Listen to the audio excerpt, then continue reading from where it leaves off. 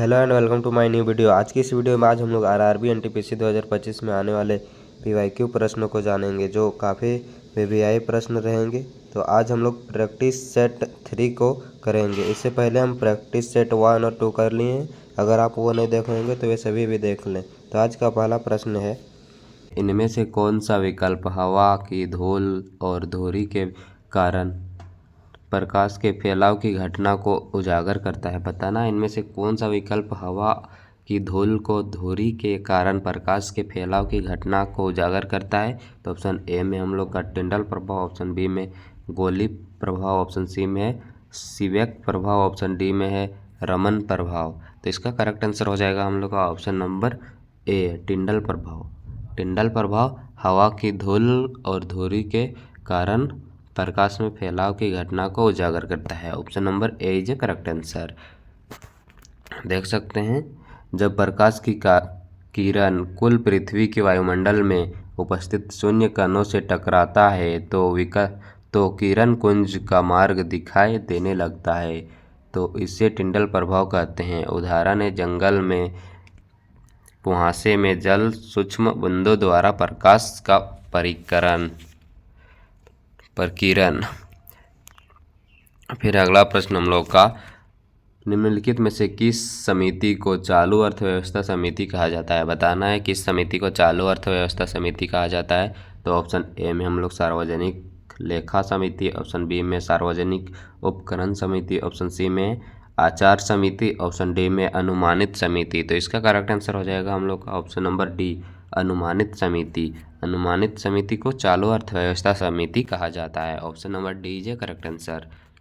फिर अगला प्रश्न हम लोग का, बैडमिंटन खेल निम्नलिखित में से किस शब्द से संबंधित है। बताना है बैडमिंटन खेल इन 4 ऑप्शनों में से किस शब्द से संबंधित है। तो ऑप्शन ए में हम लोग का नेल्सन, ऑप्शन बी में है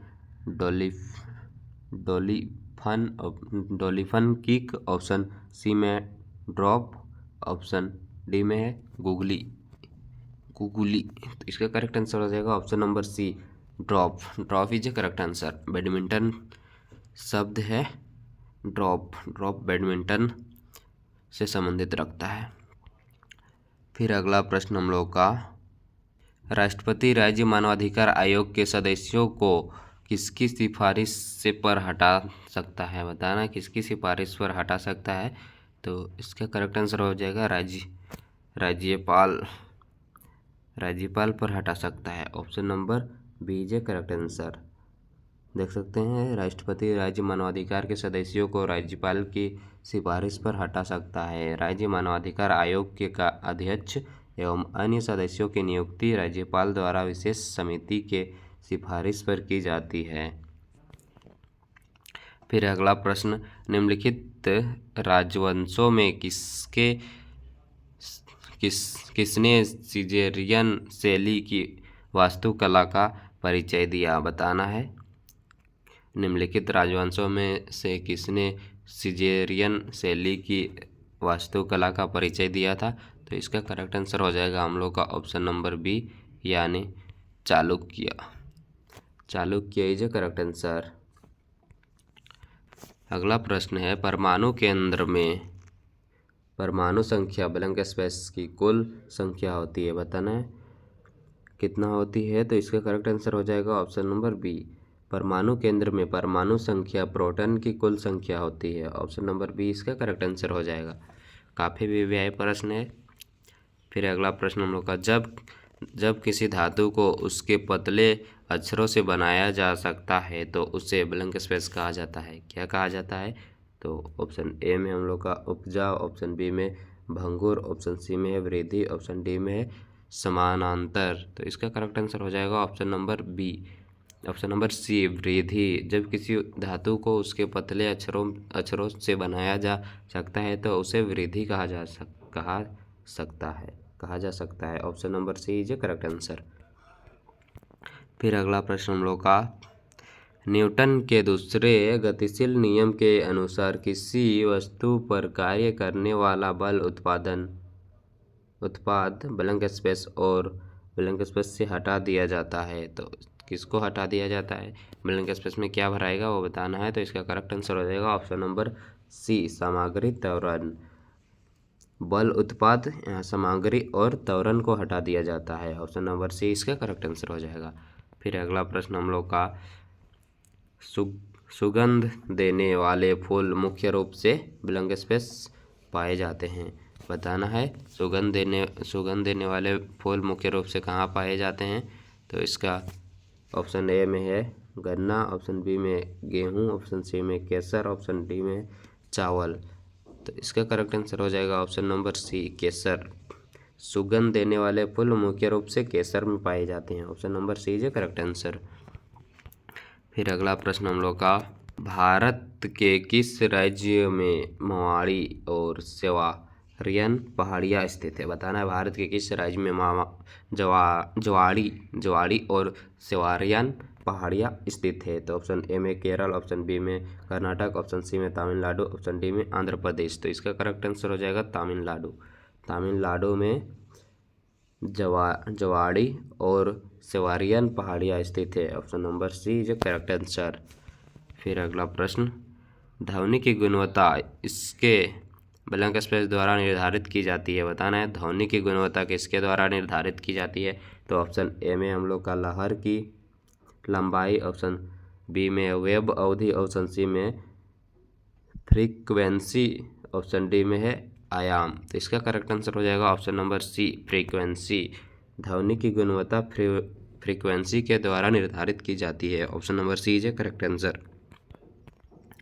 फिर अगला प्रश्न, पाल साम्राज्य का संस्थापक कौन था। बताना है पाल साम्राज्य का संस्थापक कौन था। तो ऑप्शन ए में हम लोग का शंशाक, ऑप्शन बी में है ऑप्शन बी में है दनित दुर्ग, ऑप्शन सी में है सिमुक, ऑप्शन डी में है गोपाल। इसका करेक्ट आंसर हो जाएगा ऑप्शन नंबर डी गोपाल।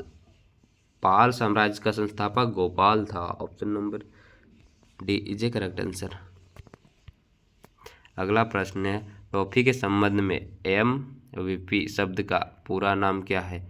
बताना है टॉफी के संबंध में MVP का पूरा नाम क्या है। तो ऑप्शन ए में हम लोग का न्यूनतम मान खिलाड़ी, ऑप्शन बी में अधिकांश सम्मानित खिलाड़ी, ऑप्शन सी में अधिकांश मूल्यवान खिलाड़ी, ऑप्शन डी में अधिकांश थोक खिलाड़ी।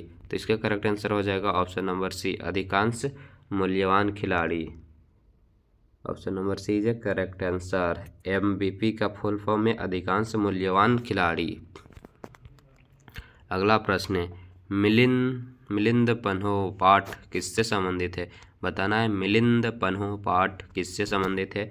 तो ऑप्शन ए में हम लोग का बौद्ध धर्म से, ऑप्शन बी में ईसाई धर्म से, ऑप्शन सी में जैन धर्म से, ऑप्शन डी में है यहूदी धर्म से। तो इसका करेक्ट आंसर हो जाएगा ऑप्शन नंबर ए बौद्ध धर्म से। मिलिंद पन्हो पाठ बौद्ध धर्म से संबंधित है। ऑप्शन नंबर ए इसका करेक्ट आंसर हो जाएगा। फिर अगला प्रश्न, इनमें से किसे भारत के नए समुद्र मिले। बताना इनमें से किसको भारत के नए समुद्र मिले थे। ऑप्शन ए में है जेम्स हुक, ऑप्शन ए में जेम्स कुक, ऑप्शन बी में है क्रिस्टोफर कोलंबस, ऑप्शन सी में है Vasco da Gama, option D में अमेरिगो वेस्पुरी। तो इसका करेक्ट आंसर हो जाएगा option number C Vasco da Gama. Vasco da Gama को भारत के नए समुद्र मिले। Option number C is a correct answer. फिर अगला प्रश्न हम लोग का, हैंडबॉल खेल के लेक क्षेत्र को ब्लैंक स्पेस कहा जाता है। बताना है हैंडबॉल खेल के लेक क्षेत्र को क्या कहा जाता है। ऑप्शन ए में है कोर्स, ऑप्शन बी में ट्रैक, ऑप्शन सी में कोर्ट, ऑप्शन डी में हीरा। तो इसका करेक्ट आंसर हो जाएगा option number C court. Court is a correct answer. Handball खेल के खेल क्षेत्र को कोर्ट कहा जाता है। अगला प्रश्न है, पशुपति किस काल से मनाया जाता है। बताना है पशुपति किस काल से मनाया जाता है। तो ऑप्शन ए में हम लोग का मौर्य काल, ऑप्शन बी में गुप्त काल, ऑप्शन सी में वैदिक काल, ऑप्शन डी में हड़प्पा संस्कृति। तो इसका करेक्ट आंसर हो जाएगा ऑप्शन नंबर डी हड़प्पा संस्कृति। हड़प्पा संस्कृति से पशुपति मनाया जाता है। अगला प्रश्न है हम लोग का, निम्न में से कौन सी एक संक्रामक बीमारी है। बताना है निम्न में से कौन एक संक्रामक बीमारी है? ऑप्शन ए में है गठिया, ऑप्शन बी में है हीमोफीलिया, ऑप्शन सी में है टाइफाइड रोग, ऑप्शन डी में है कैंसर।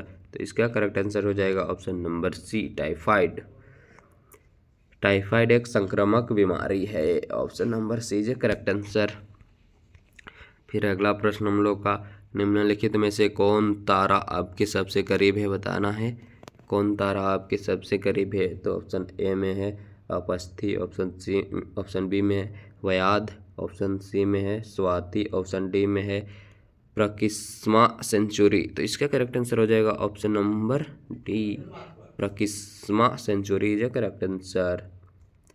फिर अगला प्रश्न हम लोग का, सार्वजनिक संपत्ति स्रोतों की अति प्रयोग को कहा जाता है? बताना सार्वजनिक संपत्ति स्रोतों के अति प्रयोग को क्या कहा जाता है? तो ऑप्शन ए में हम लोग का संसाधन की खपत, ऑप्शन बी में सार्वजनिक स्रोतों की त्रासदी, ऑप्शन सी में खराब स्रोत, ऑप्शन डी में सार्वजनिक स्रोत का दुरुपयोग। तो इसका करेक्ट आंसर हो जाएगा ऑप्शन नंबर बी, सार्वजनिक स्रोतों की त्रासदी जो करेक्ट आंसर, ऑप्शन बी इसका करेक्ट आंसर हो जाएगा, सार्वजनिक स्रोतों की त्रासदी। फिर अगला प्रश्न हम लोग का, संसद के संयुक्त सत्र का संचालन करने के लिए अध्यक्ष के रूप में अनुपस्थित रहते हुए सत्र का प्रयोजक कौन होता है? बताना है संसद के संयुक्त सत्र का संचालन करने के लिए अध्यक्ष के रूप में अनुपस्थित रहते हुए सत्र का संयोजक कौन होता है? तो इसका करेक्ट आंसर हो जाएगा ऑप्शन नंबर ए, लोकसभा अध्यक्ष। लोकसभा अध्यक्ष होता है, ऑप्शन नंबर ए इसका करेक्ट आंसर हो जाएगा।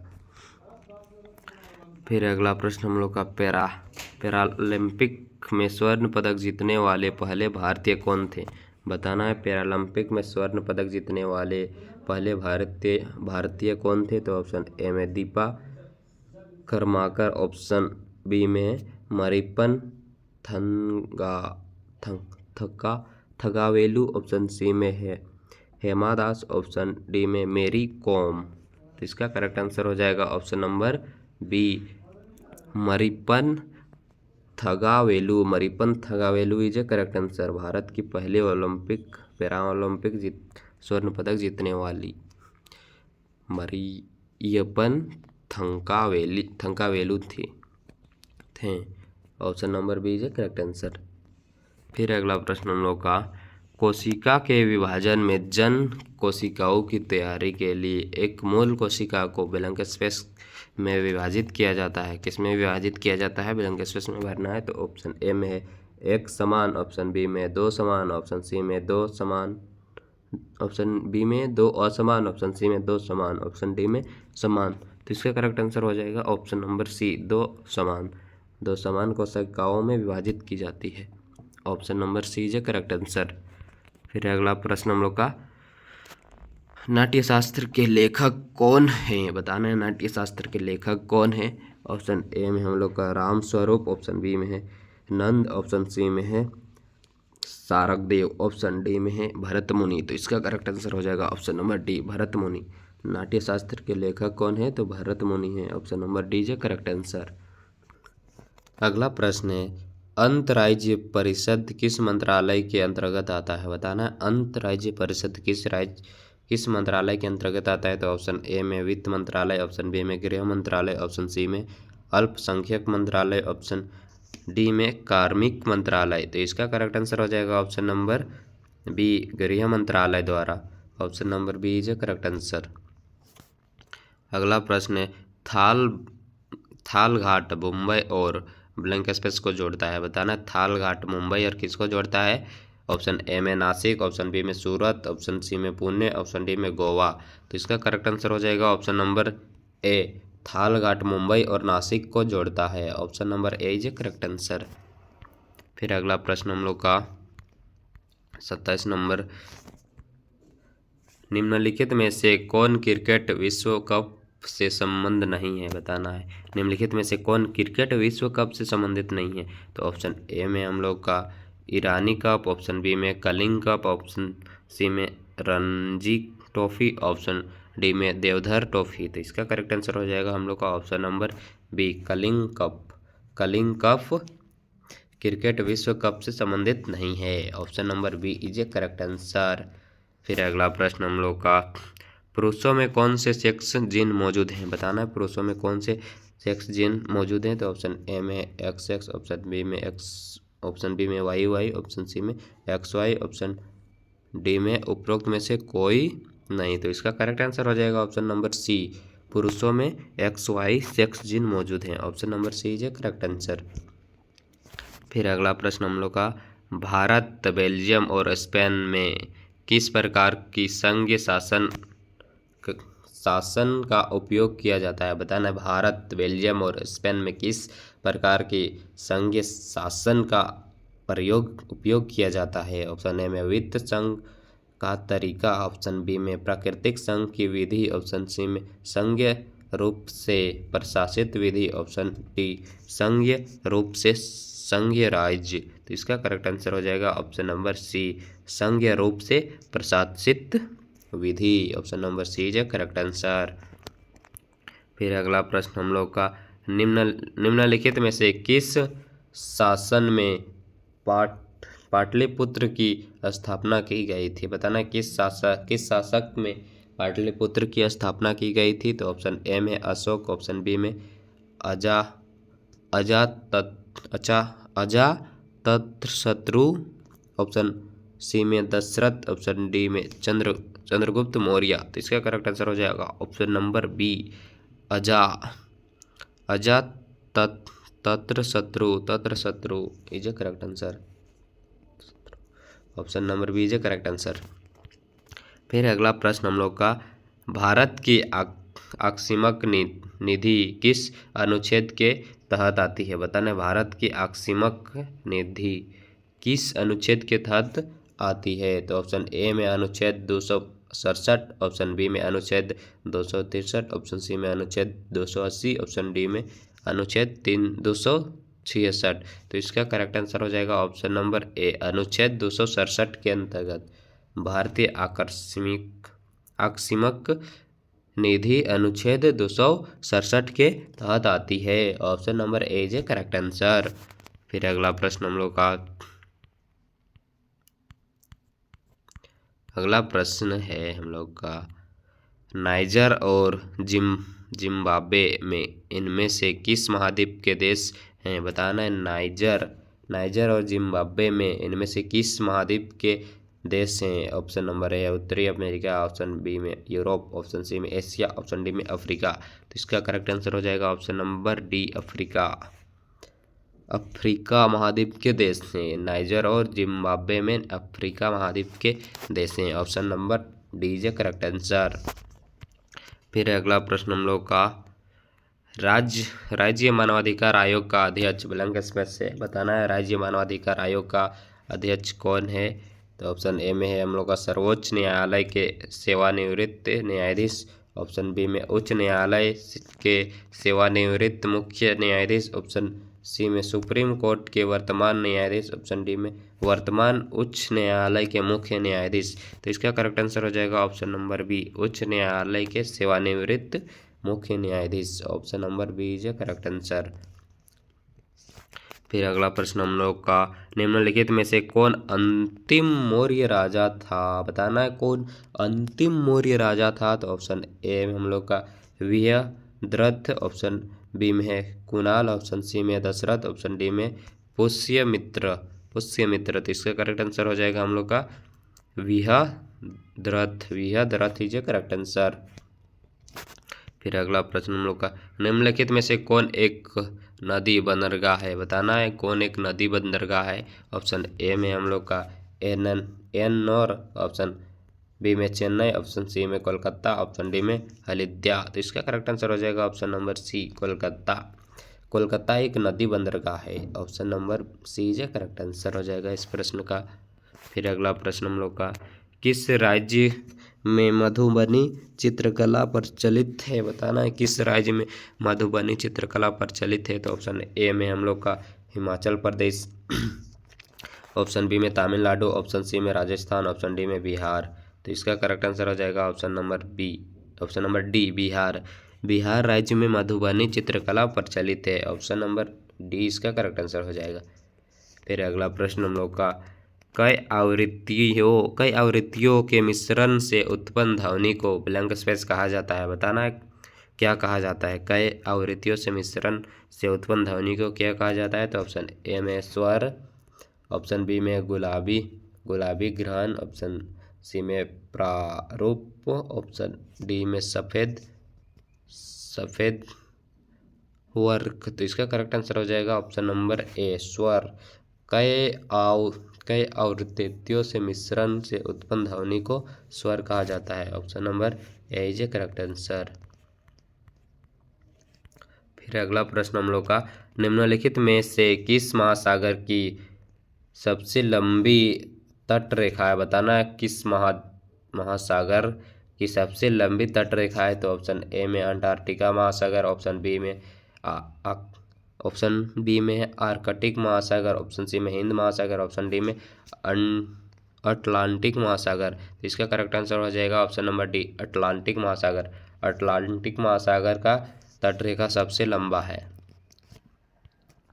फिर अगला प्रश्न हम लोग का, 2011 की जनगणना के अनुसार भारत में शहरी जनसंख्या का प्रतिशत कितना था। बताना है 2011 की जनगणना के अनुसार भारत में शहरी जनसंख्या का प्रतिशत कितना था। तो ऑप्शन ए में हम लोग का 31.16%, ऑप्शन बी में 10%, ऑप्शन सी में 65%, ऑप्शन डी में 50.1%। तो इसका करेक्ट आंसर हो जाएगा ऑप्शन नंबर ए 31.16%।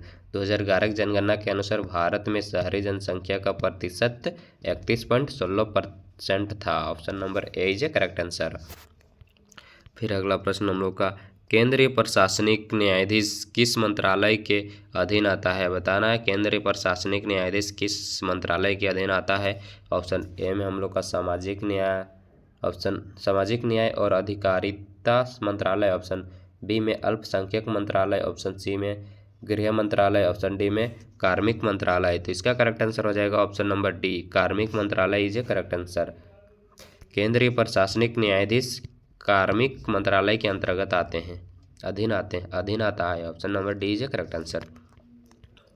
फिर अगला प्रश्न हम लोग का, निम्नलिखित में से कौन सा एक बांगर भरा हुआ क्षेत्र है। बताना है बांगर भरा हुआ क्षेत्र कौन है। तो ऑप्शन ए में हम लोग का भांगर, ऑप्शन बी में खादर, ऑप्शन सी में तराई, ऑप्शन डी में है होबर। तो इसका करेक्ट आंसर हो जाएगा हम लोग का option number C Terai is a correct answer.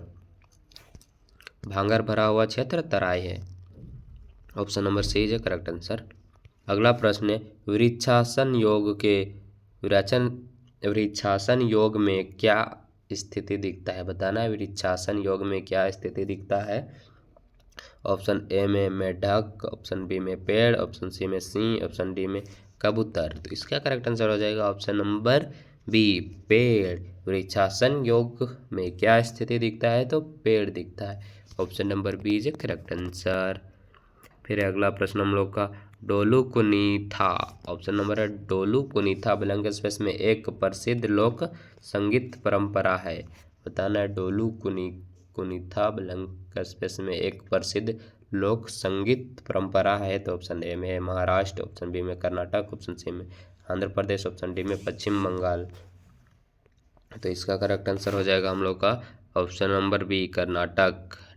डोलू कुनीथा कर्नाटक में एक प्रसिद्ध लोक संगीत परंपरा है। Option number B is correct answer.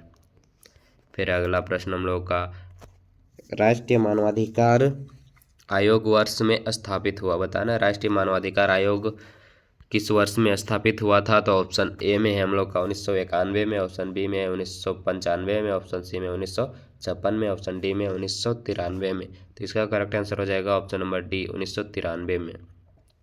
राष्ट्रीय मानवाधिकार आयोग वर्ष 1993 में स्थापित हुआ था। Option number D is correct answer.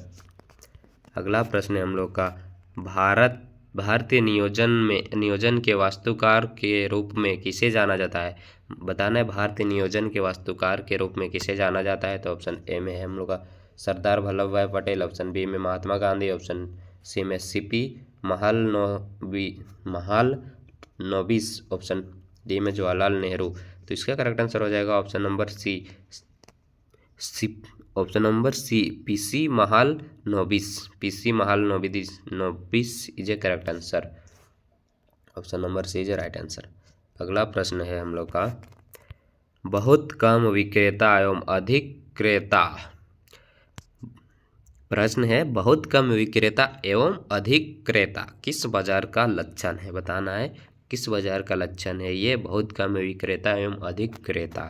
तो ऑप्शन ए में हम लोग का अल्पाधिकार बाजार, ऑप्शन बी में है ग्राहक एकाधिकार, ऑप्शन सी में है एकाधिकार, ऑप्शन डी में है विज्ञापन। तो इसका करेक्ट आंसर हो जाएगा हम लोग का ऑप्शन नंबर ए अल्पाधिकार बाजार। अल्पाधिकार बाजार में बहुत कम विक्रेता एवं अधिक क्रेता का लक्षण है अल्पाधिकार बाजार। Option number A is a correct answer.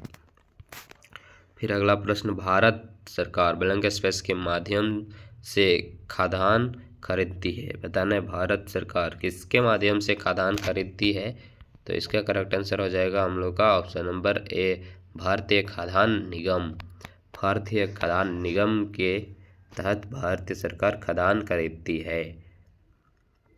अगला प्रश्न है हम लोग का, फिर महात्मा गांधी राष्ट्रीय रोजगार गारंटी योजना ब्लैंक स्पेस में शुरू की गई, बताना है महात्मा गांधी राष्ट्रीय रोजगार गारंटी योजना कब शुरू की गई थी।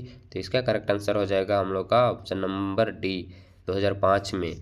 भारतीय राष्ट्रीय रोजगार गारंटी योजना 2005 में स्टार्ट किया गया था। ऑप्शन नंबर डी इसका करेक्ट आंसर हो जाएगा। अगला प्रश्न है, सिकंदर ने भारत पर किस वर्ष आक्रमण किया था, बताना सिकंदर ने भारत पर किस वर्ष आक्रमण किया था। तो ऑप्शन ए में हम लोग का ईसा पूर्व 326, ऑप्शन बी में ईसा पूर्व 556, ऑप्शन सी में ईसा पूर्व 326, ऑप्शन डी में ईसा पूर्व 556। तो इसका करेक्ट आंसर हो जाएगा हम लोग का ऑप्शन नंबर ए ईसा पूर्व 326 में। ईसा पूर्व 326 में सिकंदर ने भारत पर आक्रमण किया था। Option number A is correct answer. फिर अगला प्रश्न हम लोग का, किस बल के बिना सरकार भारत के सामूहिक कोष से पैसा निकालती है, बताना किस बल के बिना सरकार भारत के सामूहिक कोष से बिना पैसा निकालती है। तो इसका करेक्ट आंसर क्या होगा बताना है। तो ऑप्शन ए में साधारण विधेयक, ऑप्शन बी में है विनियोग विधेयक, ऑप्शन सी में धन विधेयक, ऑप्शन डी में वित्तीय विधेयक। तो इसका करेक्ट आंसर हो जाएगा हम लोग का ऑप्शन नंबर बी विनियोग विधेयक। विनियोग विधेयक के द्वारा भारत सरकार सामूहिक कोष से पैसा निकालता है। Option number B is a correct answer. आज के लिए इतना ही, काफ़ी वीवीआई प्रश्न है, सभी को अच्छे से देखते जाइए और हमारे चैनल में पहली बार है तो चैनल को भी सब्सक्राइब कर लें। Thanks for watching.